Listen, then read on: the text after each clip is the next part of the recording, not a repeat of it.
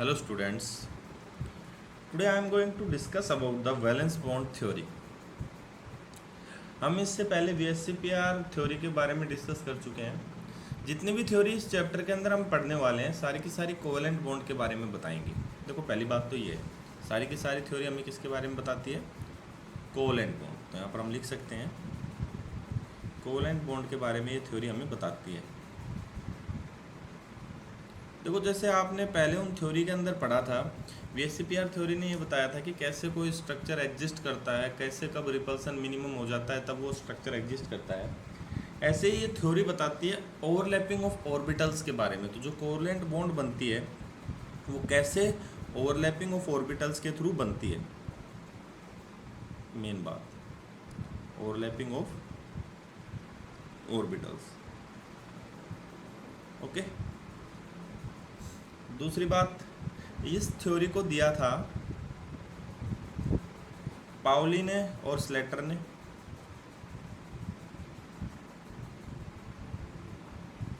Slater आगे जाके extend पूरी तरह से विस्तार पूर्वक किसने बताया था इसके लिए? Extended by Hilton.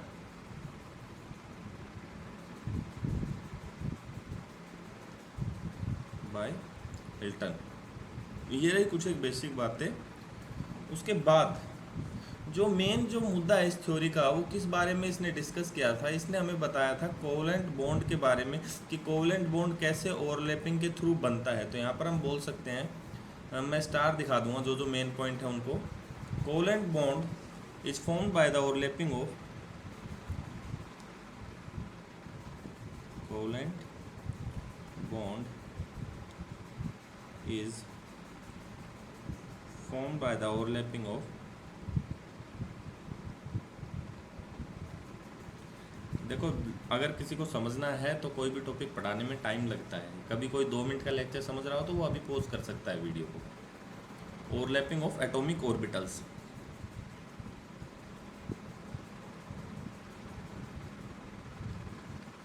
ओके,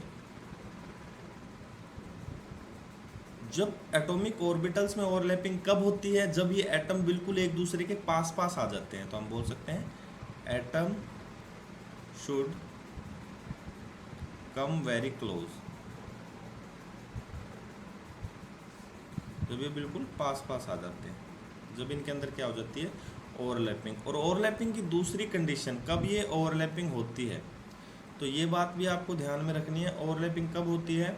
जब दोनों के दोनों ऑर्बिटल्स जिनके बीच ओवरलैपिंग होनी है वो हाफ फिल्ड हो। Only half filled orbitals with electrons of opposite spin।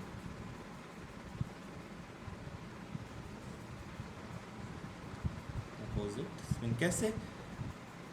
Opposite spin कैसे होनी चाहिए? जैसे देखो मैंने 2 हाइड्रोजन ले लिए, मान लीजिए ये एक हाइड्रोजन तो ये हो लिया मेरा, ठीक है। हाइड्रोजन के पास आपको पता है सिंगल इलेक्ट्रॉन होता है। ऐसे दूसरा जो हाइड्रोजन हम लेंगे उसके अंदर जो इलेक्ट्रॉन होगा उसकी स्पिन इस पहले वाले के अपोजिट होनी चाहिए, जब भी इनके अंदर क्या होगी? ओवरलैपिंग होगी। ओके, तो ये बात इम्पोर्टेंट है। थर्ड पॉइंट जो हम बात करेंगे वो होता है extent of overlapping. Extent of overlapping, भाई ओवरलैपिंग किस लेवल की हो रही है, कितना एक्सटेंट है, वो किस चीज़ पे डिपेंड करता है वो आपको बताएंगे। ये पहली बात तो डायरेक्टली प्रोपोर्शनल होती है स्ट्रेंथ ऑफ बॉन्ड के। ऑब्वियस सी बात है, जितनी ज़्यादा स्ट्रेंथ होगी उतना ही एक्सटेंट ओवरलैपिंग का क्या होगा? ज़्यादा होगा। तो बोल सकते हैं स्ट्रेंथ ऑफ ओवरलैपिंग। ओके, दूसरा ये डायरेक्टली प्रोपोर्शनल होती है बॉन्ड डिसोसिएशन एनर्जी के। एक बॉन्ड को तोड़ने में कितनी एनर्जी लगती है, जितनी ज़्यादा एनर्जी लगेगी उतनी उसकी अच्छी खासी एक्सटेंट ऑफ ओवरलैपिंग होगी। इन्वर्सली प्रोपोर्शनल होती है बॉन्ड लेंथ की। जैसे जैसे बॉन्ड लेंथ इंक्रीज होगी वैसे वैसे एक्सटेंट ऑफ ओवरलैपिंग क्या होती जाएगी? डिक्रीज होती जाएगी। स्ट्रेंथ बॉन्ड की क्या होती जाएगी? डिक्रीज होती जाएगी। ठीक है, तो जनरली अगर हम बात करें तो हमारे पास 2 टाइप्स की ओवरलैपिंग होती हैं। 2 types of overlappings are possible.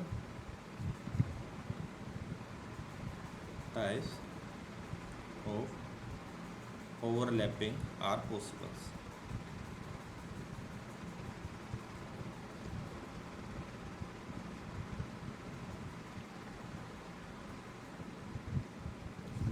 देखिएगा कैसे टू टाइप्स की ओवरलैपिंग पॉसिबल्स होती हैं।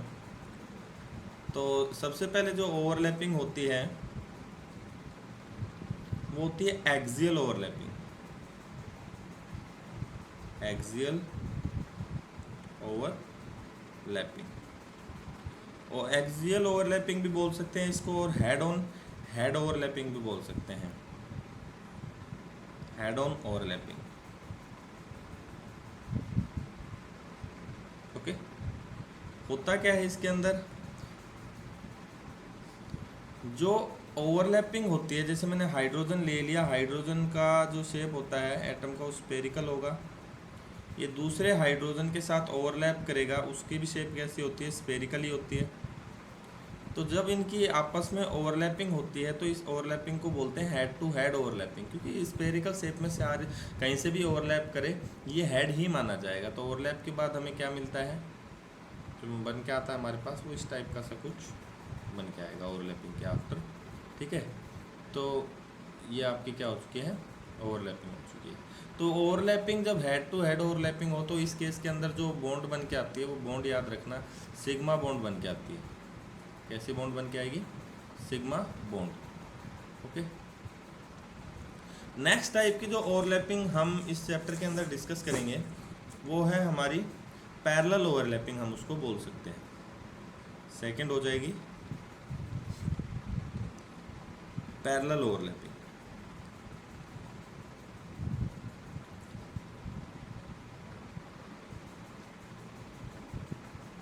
पैरेलल भी बोल सकते हैं और आप इसको साइड वाइज ओवरलैपिंग भी बोल सकते हैं। Side wise overlapping,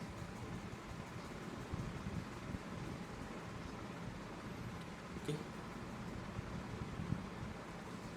side wise overlapping के अंदर क्या होते हैं, हम पी ऑर्बिटल्स लेते हैं जिनकी शेप कैसी होती है, डंबल शेप होती है।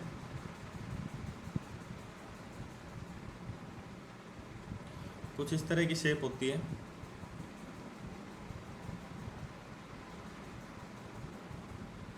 डंबल शेप्स होती हैं। याद रखना जो ओवरलैपिंग होती है वो हमेशा सेम साइन के बीच में ओवरलैपिंग होती है, ओके। तो ये साइड इस साइड के साथ ओवरलैप करती है और ये साइड इस साइड के साथ क्या करती है, ओवरलैप। और जो हमें फाइनल रिजल्ट हमारे पास बन के आता है वो कुछ इस तरह की ओवरलैपिंग बन के आती है। दूसरा ओवरलैप कर गया इस तरह से, ये ओवरलैपिंग हो गई। और भी अच्छे से दिखाना है तो हम इसको इस तरह भी दिखा सकते हैं। सीड शेप, बीन शेप, कुछ ऐसी दाल जैसी आपको दिखाई देगी इनके बीच में ओवरलैपिंग, ओके। ये कुछ ऐसी सी ओवरलैपिंग इनके बीच में हो जाती है। तो इसके अंदर जो बॉन्ड की फॉर्मेशन होके आती है उसको बोलते हैं हम पाई बॉन्ड बनती है। कैसी बॉन्ड बनेगी, पाई बॉन्ड। तो यहाँ तक आपको शायद समझ में आया होगा। एक बात आप हमेशा ध्यान में रखना, क्या, द ओवरलैपिंग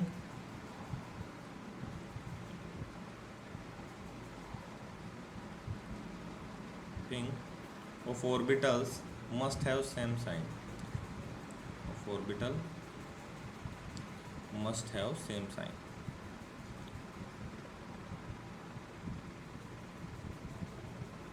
जो ओवरलैपिंग होती है ऑर्बिटल के बीच में उनका साइन क्या होगा, सेम होगा, ओके। दूसरी बात, अगर हम एक एग्जांपल लेके चलते हैं, या हम पहले सबसे पहले एक्सियल ओवरलैपिंग को लेके चलते हैं भाई, कैसे कैसे एक्सियल ओवरलैपिंग होती है।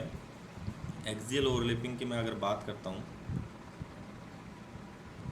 हेड टू हेड ओवरलैपिंग किन किन के बीच में हो सकती है। तो पहला केस आएगा जो हमारे पास, वो आता है एस एस ऑर्बिटल की ओवरलैपिंग,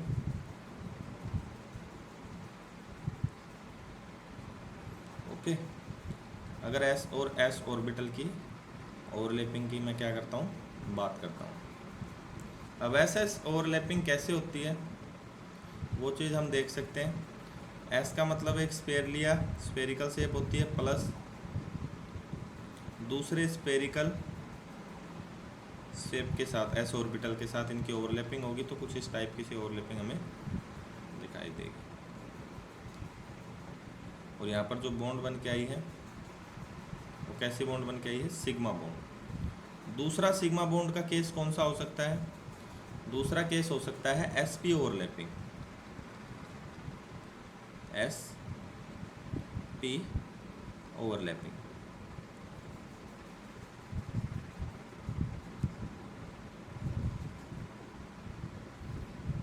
sp ओवरलैपिंग भी हेड टू हेड ओवरलैपिंग हो सकती है। कैसे? मान लीजिए जो एस है उसकी तो स्पेरिकल शेप रहती है, उसको तो कहीं से देख लियो भाई, गोला है, हेड है, ठीक है। प्लस जो हम डंबल लेंगे उसको, उसका लेटरल सरफेस लेंगे, ठीक है। और जब इनके बीच में जो आपस में ओवरलैपिंग होगी, ये भी कैसी ओवरलैपिंग होगी? हेड टू हेड ओवरलैपिंग इसको हम बोल सकते हैं। तो ये भी आपकी कैसी ओवरलैपिंग है? Head to head overlapping. तो इसमें भी जो बॉन्ड बन के आने वाला है वो कैसा बॉन्ड बन के आएगा? सिग्मा बॉन्ड ही बन के आएगा। थर्ड जो केस ले सकते हैं इसके अंदर, हम थर्ड केस ले सकते हैं पीपी ओवरलैपिंग। पीपी ओवरलैपिंग से भी सिग्मा बॉन्ड बन सकता है, पीपी ओवरलैपिंग। अब पीपी ओवरलैपिंग से कैसे बनेगा वो चीज़ देखते हैं, ठीक है। नेक्स्ट टॉपिक इसके बाद हाइब्रिडाइजेशन रहेगा हमारा, फिर लास्ट में molecular orbital theory. PP overlapping का मतलब दोनों डंबल इस कंडीशन में होने चाहिए, इसकी भी यही शेप और ये भी सेम। तो जब इनका ये साइड इस साइड से टकराएगी, हेड टू हेड ओवरलैपिंग होगी, तो जो बॉन्ड बन के आएगी वो कैसे बॉन्ड बन के आएगी? सिग्मा बॉन्ड बन के आएगी। क्योंकि मैंने बताया हेड टू हेड ओवरलैपिंग के अंदर कैसी बॉन्ड बनती है? सिग्मा ही बॉन्ड बनती है। तो ये बॉन्ड भी कैसी बनी? सिग्मा बॉन्ड ही बन के आई। तो एक एग्जांपल मैं आपको लेके समझा सकता हूँ, नहीं तो अदरवाइज़ वीडियो आपका ज़्यादा लंबा हो जाएगा। एग्जांपल हम ले लेते हैं HF का, ले लेते हैं HF।